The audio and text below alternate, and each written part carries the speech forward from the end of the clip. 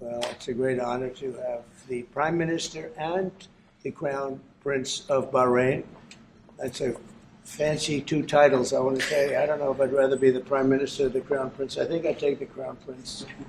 And very importantly, your son, your beautiful son, who has a great reputation, you know that. Thank you, Mr. President. Great reputation as a smart, hardworking guy, so it's good to say hello to you. Congratulations.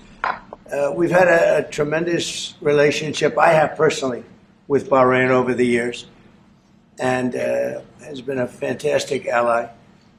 And anything they needed, we helped them, and anything we needed, they helped us.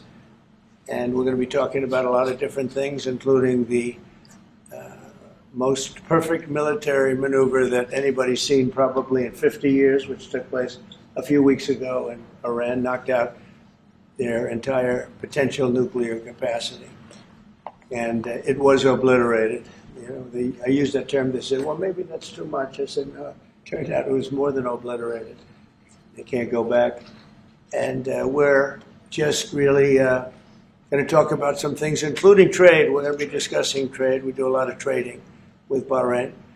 And we're going to have lunch after this, but we'll take some questions. At first, I'd like to ask the Crown Prince to say a couple of words. And he also has a father who's living and well and doing fantastically, as I understand it. He is. And somebody who's respected all over the Middle East and all over the world. And thank you very much for being here. Thank you, Mr. President. Thank you, one and all. It is indeed a great honor to be here on this fine morning to put into action the relationship that exists between our two countries. We will be discussing security issues, we'll be discussing trade and investment, which is very important. We're very happy to be announcing $17 billion worth of deals that are coming to the United States. And this is real. This isn't... It's real money. These aren't fake deals. These are real deals. They don't have to borrow the money. We don't have to borrow it. It's coming in. And it only builds upon a legacy that we're very proud of. We have had a relationship in the civil side between our two countries since 1893 and formally since 1948. So may it long continue, and we look forward to many, many more years of productive partnership. Thank you, Mr. President. We will have you that. Honor us. We will have that indeed. We'll have many good years, and I'd say right now is your top year, and we appreciate the investment. It's a great. We left, as you know, Saudi Arabia. We were just there, Saudi Arabia, and Qatar was so great. Leader was great. We had UAE. We had a couple of other visits, but all great places, and we left with $5.1 trillion of investment, and they all want to be investing in the United States. We have, I think we have over $16 trillion of investment coming in, which is a record, and we're only a little bit into the year. And let's say the first 2 months, I sort of took it easy because we had to fix up the Oval Office. I had to devote my time to fixing it up, but now we had to fix up our country. So we have. I think everyone is saying we have the hottest country now anywhere in the world. We were dead a year ago. We are a dead country. And now we have the hottest country anywhere in the world. And it's a great honor to have you here. Thank you, Mr. President. Any questions? Developments in Syria at the moment. Well, I can comment. I think I'll ask Marco to say a few words on Syria. Yeah, it's complicated, obviously. These are historic, long-time rivalries between different groups in the south, west of Syria. Bedouins, the Druze community, and it led to an unfortunate situation and a misunderstanding, it looks like, between the Israeli side and the Syrian side. So we've been engaged with them all morning long and all night long with both sides, and we think we're on our way towards a real de-escalation and then hopefully get back on track in helping Syria build a country and arriving at a situation there in the Middle East is far more stable. So in the next few hours, we hope to see some real progress to end what you've been seeing over the last couple hours. Mr. President Jerome Powell, do you have plans, or if you're back considering firing Jerome Powell? What's your justification if you're thinking about this? Well, he's too late. He's always been too late, hence his nickname, Too Late. He should have cut interest rates a long time ago. Europe has cut them 10 times in the short period of time, and we cut them none. The only time he cut them was just before the election to try and help Kamala, or Biden, whoever the hell it was, because nobody really knew. Obviously, that didn't work, but he tried to cut him for the Democrats, Kamala. And how did that work out? You'll tell me. It didn't work out too well, did it? But I think he does a terrible job. He's costing us a lot of money, and we fight through it. It's almost, the country's become so successful that it doesn't have a big impact, but it does hurt people wanting to get a mortgage. People want to buy a house. He's a terrible Fed chair. I was surprised he was appointed. I was surprised, frankly, that Biden put him in and extended him, but they did. So, no, we're not planning on doing anything. We're very concerned. He's doing a little renovation for $2.5 billion of the Fed, building a renovation, and they have a close to $900 million cost overrun, and it's a shame. But the biggest cost overrun is the cost overrun for interest rates, because we should be paying 3 points lower, and we would save $1 trillion a year in interest if that were the case. And all it is the stroke of a pen. And that goes for his board, too, because his board is not doing the job, because they should try and rein this guy in. So he's doing a lousy job, but no, I'm not talking about that. Fortunately, we get to make a change in the next, 8 months or so. And we'll pick somebody that's good, and we'll pick somebody. I just want a fair job. We want to see lower interest rates. Our country deserves it. We're making a lot of money. We're doing great as a country. We have no inflation. Record stock market, record business, record everything. Everything's a record now. We had the worst inflation in history under Biden, and now we have almost no inflation. We've done a great job, and we should have the interest rates cut. So you're saying the other day that Scott Bessent, you're so happy with the Treasury that he's not your top option to replace Jerome Powell, whenever that may be, whenever you decide what you want to do with him. No, Scott's doing a very good job. Now I'm very happy with Scott, which Kevin has I'd rather keep him. Kevin's somebody would consider. Kevin is fantastic, too. We have a lot of good people for that job. It's not a tough job, to be honest. Assuming you're smart, it's not a tough job. If you're a dummy, then I guess it's a tough job. But it might be one of the easiest jobs I've ever seen. And now on top of it, he's building a close to $3 billion little nest egg for himself. He's not doing the right job. We should be saving $1 trillion a year in interest. When he talks about costs, we should be saving. Think of it, $1 trillion a year. Add that with the tariffs and everything else. But he just doesn't want. He's a knucklehead. But we'll see how that. We'll see how he's listening to this. That's a strange conversation. But we like to say it like it is. But we have a lot of people that want that job very badly. And I'm only interested in low-interest people, frankly, because you don't need. I know.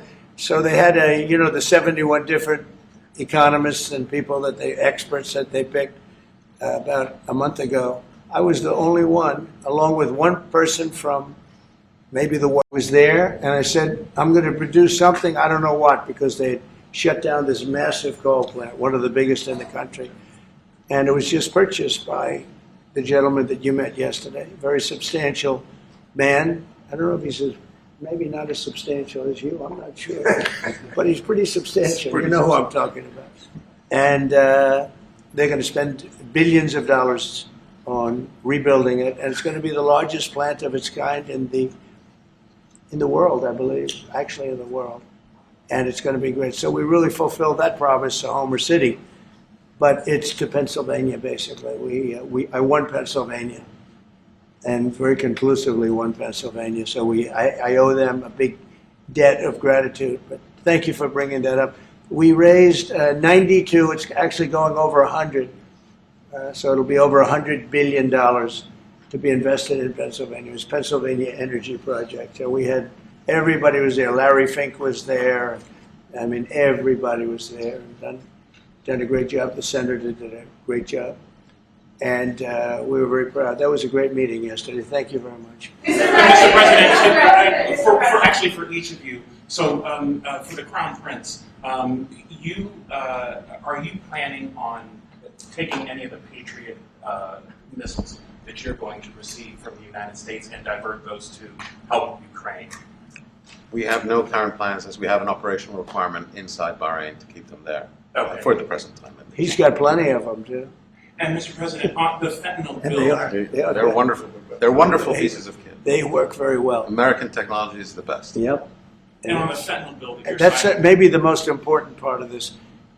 He has his choice of everything, and we make the best military equipment by far in the Bar world. none. There's nothing Absolutely. close, right? Bar none. Yeah. Thank you. and on the fentanyl bill that you're signing today, do you hope that that's going to restart law enforcement cooperation with China on getting the fentanyl? Yeah, I think China's been helping out. I mean, it's been a terrible situation for many years with fentanyl, but since I came here, we're talking to them, and they're making big steps. They're also, as you know, being penalized. You know that, right? They're being penalized with tariffs because of the fentanyl, but they want to do something. We'll see what happens. Mr. President, Mr. President, Go ahead, please. Thank you, Mr. President. An American from Tampa was beaten to death, was killed by Israeli settlers in the West Bank. His family has been calling on you to help prosecute his killers. Are you going to do that, Yeah. an American from Tampa? Yeah, your first sentence is really. Go ahead. An American citizen from Yeah. Tampa, Florida, has been killed in the West Bank. His family has been asking you to prosecute him. Are you going to help? Do you know about Yeah, this? well, so first of all, have you seen yesterday, Ambassador Huckabee has asked the Israelis to conduct an investigation. We want to get all the information about who was involved. We protect all American citizens anywhere in the world, especially if they're unjustly murdered or killed. Saw yesterday Ambassador Huckabee in Israel asked the Israeli authorities to produce an investigation and concrete information about who was responsible for his murder. They're reporting that tomorrow. We have a meeting on it. They're going to be reporting that to me. Yeah. Do you think that the Gulf area now is more secure? And do you believe that a negotiation with Iran is necessary at this stage? Well, I definitely believe that the volatility of the situation has been reduced. And we didn't know where it was going to go on the Sunday. We were very glad when we found out on the Monday. Let me put it that way. And should the Iranians want to negotiate, I believe the ball's in their court. That is the true reality of where we stand today. They are the ones that stand to benefit from a negotiation. And they do. They want to negotiate. They want to negotiate badly. We're in no rush because, we said we could have made a deal. They should have made a deal. And then we bombed the hell out of their various places. We're in no rush, but if they want to negotiate, we're here. Yeah. Mr. President, I know you want to move past all this intrigue over the Epstein file, but I do want to ask you to clarify something you said this morning. You said this was all a hoax. Has your attorney It's a big hoax. told you this was a hoax? What evidence? No, it's not the Attorney General. No, I know it's a hoax. It's started by Democrats. It's been run by the Democrats for 4 years. You had Christopher Wray and these characters and Comey before him. And it's a bad group. It started, actually, look at the Steele dossier. That turned out to be a total hoax. The 51 agents, the intelligence, so-called intelligence agents, it was a hoax. It's all been a big hoax. It's perpetrated by the Democrats. And some stupid Republicans and foolish Republicans fall into the net. And so they try and do the Democrats' work. The Democrats are good for nothing other than these hoaxes. They're bad for policy. They're bad for picking candidates that can get elected. Like in New York, we have a communist running. He may get elected too, actually, but he'll destroy the city. It's I call it the Epstein hoax. It takes a lot of time and effort. Instead of talking about the great achievements, we've had a great gentleman. Yesterday, as you know, went on CNBC and he made the statement that Trump may go down as the greatest president of all in the United States. And instead of talking about the things we've achieved, we've had tremendous achievement. They're wasting their time with a guy who obviously had some very serious problems, who died 3-4 years ago. I'd rather talk about the success we have with the economy, the best we've ever had, and all of the things we've done, including the Middle East. I mean, you see it. Instead, they want to talk about the Epstein hoax. And the sad part is it's people that are really doing the Democrats' work. They're stupid people. Yeah, go ahead. Mr. President, Go ahead. Mr. President, there's lots of reports coming into this meeting that you plan on firing French Fed Chair Jay Powell. markets- Is that right? Those are reports, but they're not true. So what would be useful to know, are you committed to picking someone from the outside, or you're going to interview? I have those that so are on many board people right that now? want that job. I have people that I've known a long time, they're calling me, begging for the job. You know what you need there? A smart person with common sense, but you need a very smart person for that job. I think it's one of the easiest jobs in government. You show up once a month and you make a statement about where the economy's going, and we're going to raise or lower interest rates. It's probably the easiest job I've ever seen. That's why I'm trying to figure, why does he want to expand and add more people? He's going to add more economists to tell him what to do. But the economists, I was right. All the economists were wrong. They admitted it. They admitted it this morning. Quiet. Go ahead. How you mentioned fraud in an earlier answer. Are you saying you want to investigate the Fed chair for fraud related to this renovation? Well, I think he's already under investigation. He spent far more money than he was supposed to on rebuilding. I didn't see him as being the kind of guy that would want to have parks, rooftop parks, and everything else on top of buildings. But who wants to spend that money for the Fed? The Fed is supposed to sit there and say where interest rates are going, and a couple of other very easy things to do. And he spent $2.5 billion. I think he's got some problems. Mr. President, thank you, sir. You also reported a monthly surplus in the month. That's right, $25 billion. A ton of money with these new tariff rates coming into effect on August 1st. We're bringing in even more tariff revenue specifically. How much revenue do you think we can consistently bring in from these tariffs? How big of a game changer is this, not only for the economy, but also for fiscal responsibility? Well, we're going to be bringing in, already we've brought in over $100 billion. We'll be bringing in hundreds of billions of dollars. And the tariffs really haven't kicked in that much other than automobiles and steel. August 1st is a big day. August 1st is when very substantial money comes into our country. We've made deals with a lot of great places, but we had one yesterday, that was announced. We have another one coming up, maybe with India. I don't know. We're in negotiation. When I send out a letter, that's a deal. In other words, that's a deal. They don't want to ever say that. Oh, how many deals have you made? The best deal we can make is to send out a letter. And the letter says that you'll pay 30%, 35%, 25%, 20%. In one case, 50%. Brazil. And because what they're doing to their former president is disgraceful. I know the former president. He fought like hell for the people of Brazil. That I can tell you. And I believe he's an honest man. I think what they're doing to him is terrible. So, we have some pretty good deals to announce. But every time we send out a letter, that's a deal. The big one really is going to be on the 150 countries that we're really not negotiating with, and they're smaller. We don't do much business with them.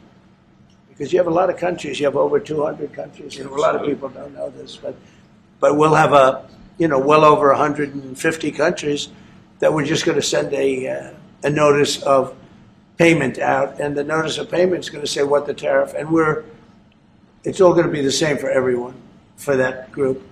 They don't, they're not big countries, and they don't do that much business. It's not like the ones that we've agreed with, like China, like Japan, where we're negotiating with them. But I think probably we'll live by the letter with Japan. We're very close to a deal with India where they open it up. Indonesia yesterday it wasn't an open country, now it is. And they have tremendous copper, quality copper, and probably the most copper. And we made a deal with Indonesia. We pay no tariff, zero, and we have total access to trade. That's a phenomenal deal for our companies. And we've agreed with them, as you know, on 19%. They pay 19%. And it's a good deal for them, and it's a good deal for us in that case. But we have a number of them coming up. But overall, we're doing well, and we're taking in a lot of money, We have the number one, we have the most oil of any country in the world, even more than them, which is hard to believe. But we have a little larger piece of land, right? We do, sir. But So. we're number one in the world in oil, and we're drilling, and today it hit $64 a barrel, which is great, and that'll help stop wars, actually. You want to know the truth. It's going to help stop wars, and we hope to get it down a little bit more. But we have oil down to $2, $2.25, $2.50 in numerous states. We hit one at $1.98 a gallon, and that's a great thing. That's one of the reasons that inflation's in check. When you can do that, you stop the inflation. What Biden did is he ended our policies, went to his policies. He didn't have a policy. Some lunatic around the desk had a policy. Whoever operated the auto pen had a policy, which is, by the way, I think the biggest scandal. That's the scandal they should be talking about, not Jeffrey Epstein. The scandal you should be talking about is the auto pen, because I think it's the biggest scandal, one of them in American history. So the economy is doing really well, and people are saying it. Yeah. Please. Go ahead. Will you ask Attorney General Pam Bondi to release more documents to finally put this controversy to rest? Yeah, whatever's credible, she can release. If a document is credible, if a document's there that is credible, she can release. I think it's good. But it's just really, it's just a subject. He's dead. He's gone, and all it is the Republicans. Certain Republicans got duped by the Democrats, and they're following a Democrat playbook, and no different than Russia, and all the other hoaxes. They're started by the Democrats, and some Republicans. In this case, I was surprised, but they got duped. But have you talked about it? Go ahead. President, first of all, you were under high-ranking officials, whether it's been your FBI director or Bondi, they have made some inconsistent statements in the past.